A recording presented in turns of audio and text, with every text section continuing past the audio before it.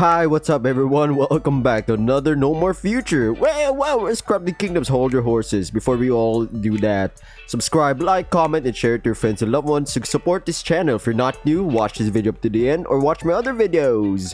Well, other than that, welcome back to No More Future. Now, right now, I'm doing this recording session. I am very sick. Oh, man.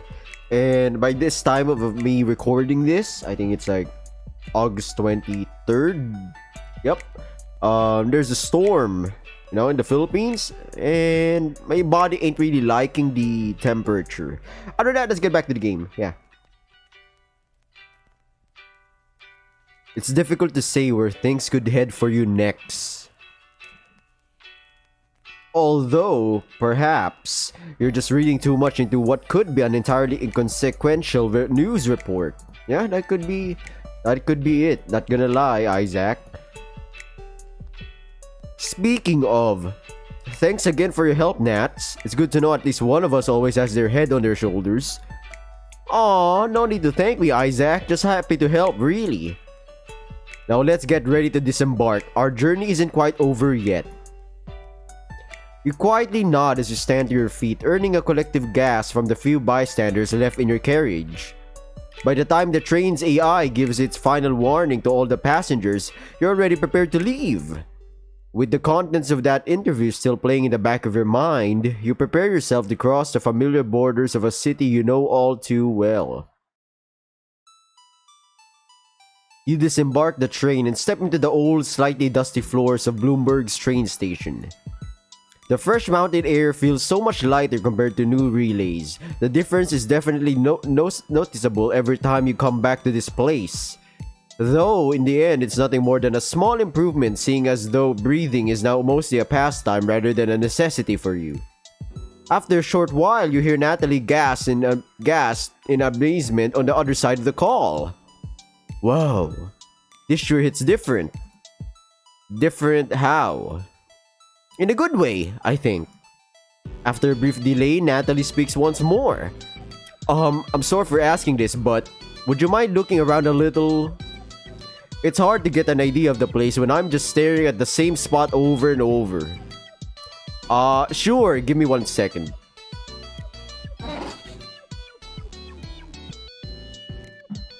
You do as the Labrador asks and start slowly moving your head around, giving your friend in the labs a panoramic view, panoramic view of your surroundings. You can't remember the last time you actually took some time to look around this place. It really feels like it was ages ago. The century-old halls of this large, gloomy place have adamantly resisted the passage of time and the fear of the elements. Yeah, you can't be too sure, but you assume that their appearance is more or less the same as it was when this structure was first built. No ad boards showcasing the latest viral products, no flashy projectors hanging from the ceiling. Even the voice over the intercom is just a pre-recorded message left by some stranger long gone. Instead, you get a large old-style digital board on a simple LED screen attached to a huge marble construct to showcase all the incoming and outgoing trains, as well as an ancient analog clock to display the time. The latter is probably the only thing around here that catches your attention. It's a veritable museum piece, the likes of which many have never seen before in their lives. It's a relic as old as the station, and the city keeps it here more out of pride than practicality. Especially considering it's been broken since long before you were born. You've never seen its hands move an inch, yet many claim that the clock somehow manages to always be wrong no matter what time of the day it is. A rumor you definitely don't have the patience to test, even in your current state. In some respects, BLOOMBURG station is a little bit better than new relays, in spite of how much more technologically advanced the latter is. With practically no audio-visual pollution, it's definitely a much calmer, even soothing place at times. On the other hand, compared to new relay, it also feels a lot more stagnant, anachronistic, lifeless. Which is ironic given how many people are still around at this time of the day, staring directly at you like they just saw a ghost. Not this again. Huh? Oh, right, the people. Surprise, worry, fear, anger, the emotions you've come to expect, really. Surprisingly, not everyone's wary of approaching you this time. A brave few step forward to greet you with microphones or smartphones in their hands. And there's the man of the hour, Mr. Isaac. What are your thoughts on Dr. Shelley and the rest of the Pandora Labs team? Mr. Isaac, do you have any comments on the future of the synthetic race? Isaac, do you believe the current price of the crackers is in any way unfair? Perhaps a little too forward, indeed. This is quickly getting ridiculous. As you wonder how best to approach this situation, you hear a familiar voice shouting in your ear. These guys aren't leaving anytime soon. Come on, Isaac, let's get out of here. Are you sure? Don't you want to? Yeah, come on, you know where the exit is, right? You lay there stunned for a moment as you process the lady's request, but ultimately nod in approval. Without further discussion, you heed the Labrador's advice and begin heading out of the station as swiftly and quietly as a breeze in the night. The boisterous crowd disperses as soon as they see you approaching, with only a few recording your passage as you go by. The vast majority ceases to pursue once you turn a corner, and soon the noise levels around the station return to normal. On your way out, you speak to Natalie once again. Hey, sorry about that, by the way. For what? You know, for leaving so soon. I know you wanted to look around a bit more, but hey, you don't have to apologize. I'm the one who told you to leave. And besides, I'm still on the clock, remember? I'm supposed to be helping you out, not the other way around. We can sightsee and stuff another time if you want. For now, we should probably just be thinking of making it home safely. Got it? Got it. Thanks. As you walk past the gates that mark the threshold of the train station, you take a moment to consider all the help that Natalie has already provided you with. You feel like you're lucky to have someone like her at your side right now. After what happened this morning, you feel a lot more comfortable moving around with someone reliable, always looking out for you. Through Natalie's helpful advice, you might even be able to make it home safely after all. I'm quite curious what the home is like. As you leave the train station, you're immediately greeted by the loud, boisterous facade of the very city you grew up in. Of the very city. Okay, I'm sorry. You could have gotten used to new relays, almost total absence of loud vehicles roaming the streets, and annoying commuters moving to and from without rhyme or reason. You could also do without all these crowds of shady onlookers staring at and recording you no matter where you go. I can feel the weight of all those stares even from here. Oh, sorry. I was checking if I was actually recording. No. Are you sure you're doing okay? Yeah, I can handle it. Okay, nice one. Isaac can or will surely handle it. It's the early evening, so it's normal for so many people to be hanging around this area. Still, after what happened this morning, you fear that someone might try recording you again? Either for fame or just in case. Yeah, even if I don't end up doing anything, I'm still a weirdo to these people, so they're bound to show up wherever I go. But, you know, if I can't handle it now, when am I ever going to? Right, that's the spirit. Just gotta hang on tight until we reach your place. No one will try following you there. Yeah, I hope so. As you glance once again to the large swarm of would-be paparazzi pointing their smartphones at you from a mile away, you wonder just how easy it'll be to actually lose them. Either way, let's try to stay calm and avoid giving them anything they could use against me.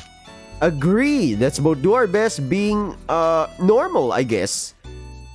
You briefly chuckle at the canine's remark as you continue walking down the road, large crowd in tow. The thought of simply turning around and walking towards them briefly crosses your mind. It'd certainly be effective at scattering them if they are anything like the rest of the people you've encountered so far. But in the end, you decide against it. All you want is to be left in peace, and going out of your way to scare a couple morons off doesn't feel particularly peaceful to you. With some luck, they'll disperse on their own once you reach your apartment complex. With even greater luck, maybe well before that.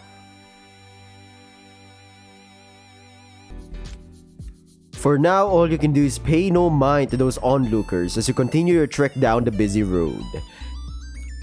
Lania Street is one of the longest in the whole city. It runs from one end of the settlement to the other, splitting it into two very unequal halves.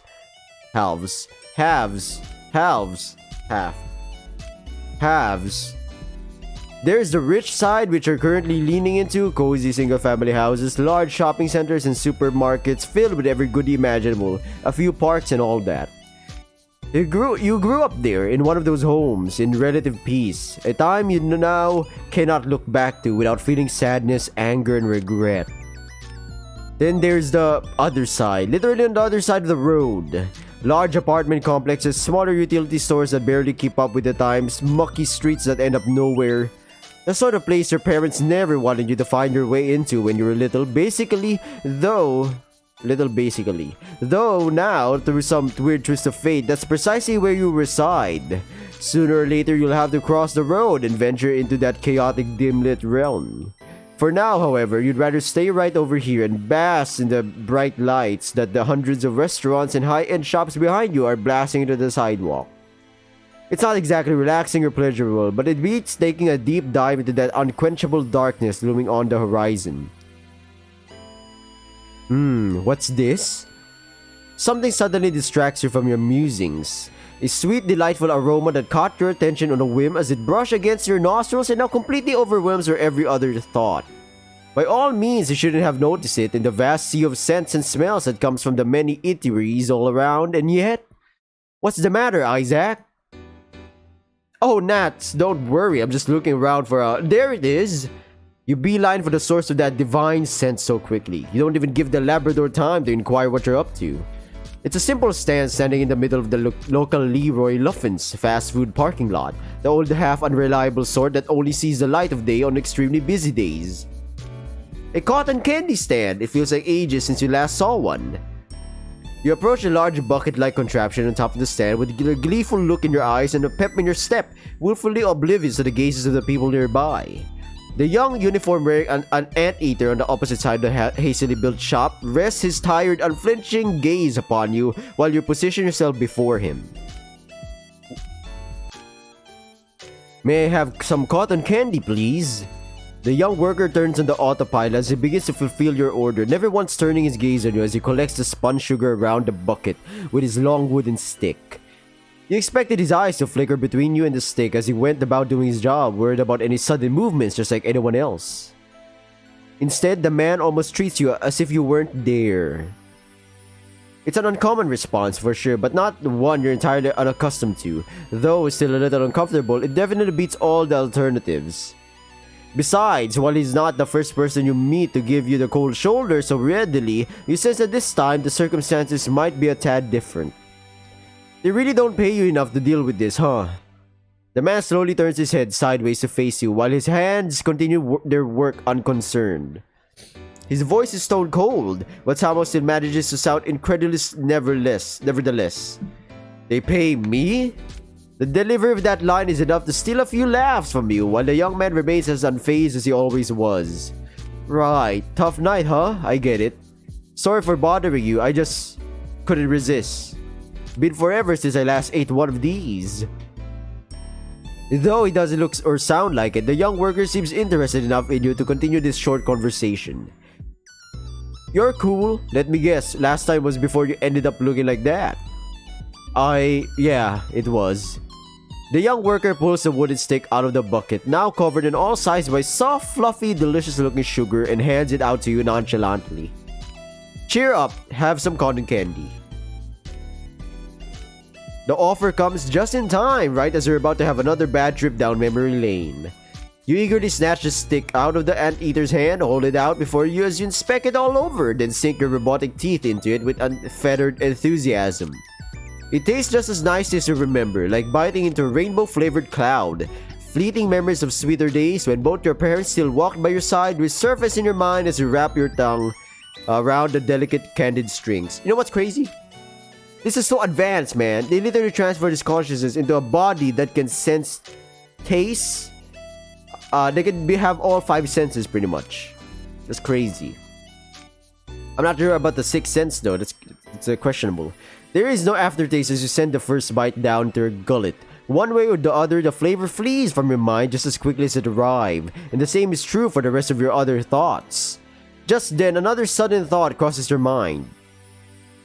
Alright!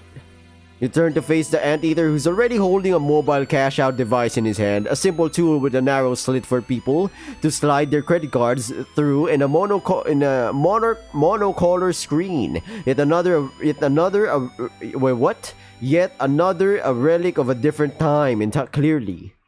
In-app payment or credit card? Right, the payment. You obviously don't have a credit card with you at the moment, and you'll die before you create an account on Leroy Luffin's app. However, perhaps there is a better way to go about it. Hey Nats, is there a way I can pay through? The smart Labrador intercepts your thoughts before you can even finish it. Yeah, of course, give me a sec. After politely asking the young anteater for his permission, you grab the device with your free hand as you take another bite into your delicious treat. The screen flickers for a moment before showing you an amount more than sufficient to cover the transaction.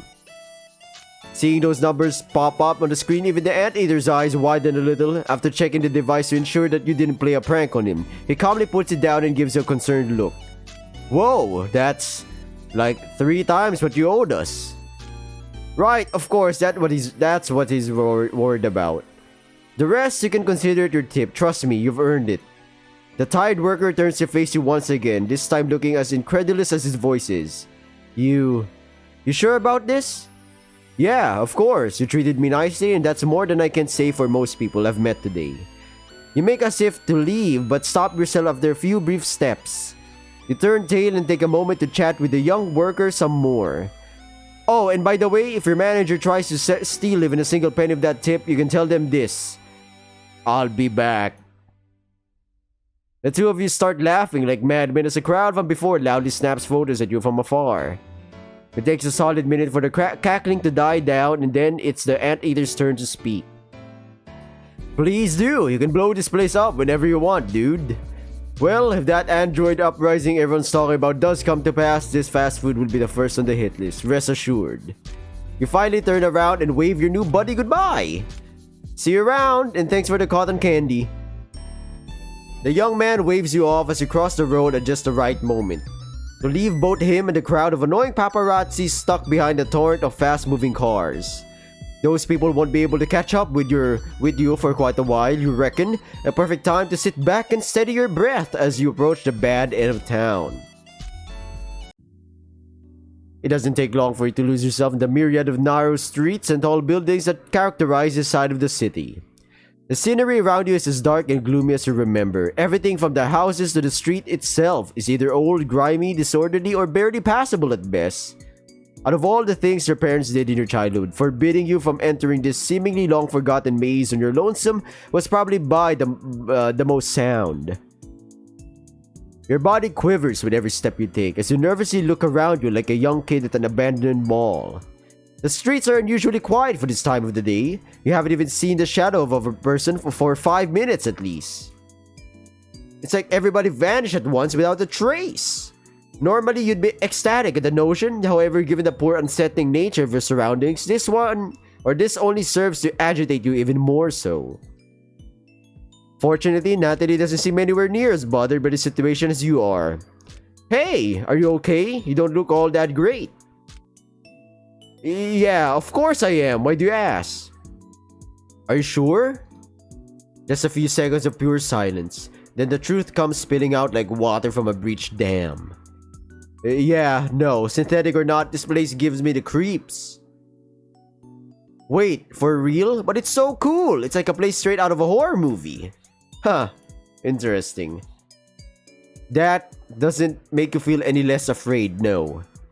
Well, as you may have already figured out by now, I never was a fan of the genre. The canine appears quite saddened by your response. Aw, that's a shame. But like, is that because you don't watch many horror movies, or do you just get me out of here as fast as you can, alright? Oh, of course, the GPS says it's only 10 minutes to the condo, so just keep your nerves steady and we should be fine. Right, I hope so. Perhaps it's merely your relentless paranoia talking, could be, but you don't exactly have a good feeling about this. You're thankful to Natalie for somehow managing to remain steadfast in such a bizarre situation. At least one of you needs to pay attention as you walk through these shady environments. Sorry for the background noise, my chair squeaks by the way. You could use her being a little less excited about this, but overall, you're glad that she's sticking by your side as you continue your journey into the unknown. Speaking of, how come you need the GPS for this? Haven't you lived here for a few days already? I have, but it's not like I left my house a whole lot either. Didn't really need to go anywhere to begin with. Plus, what with the whole public hysteria regarding me even existing, I figured it would have been better to just stay inside and hide. Yeah, that's actually pretty logical and smart. Right, I getcha. I assume you also never... The two of you are startled by a sudden unexpected shriek coming from somewhere nearby. What was that? You wager the sound came from a nearby door that wasn't closed properly and remained slightly ajar, fluttering back and forth. Must have been that thing getting moved around by the wind. You sure? Maybe we could... We are not checking that out. Come on, Isaac, you're a robot. You can probably save someone's life, no cap. With a defeated awe, Natalie quiets down once more. You're not sure whether she's doing this on purpose, but at least her amusing enthusiasm helps you distress a little bit once all's said and done. Regardless, no matter how vehemently she argues in favor of objectively terrible decisions, you're not going to go out of your way to actively partake in a scary slasher movie. This place is driving me crazy. Oh, come on, are you really that scared? Took you long enough to realize? And took us long enough to realize, or rather me, I'll be ending this video right here. I'll be seeing you in the next episode of No More Future. Stay safe, everybody. Subscribe, like, comment, and share it to your friends and loved ones. And good luck to whatever you're doing. Bye!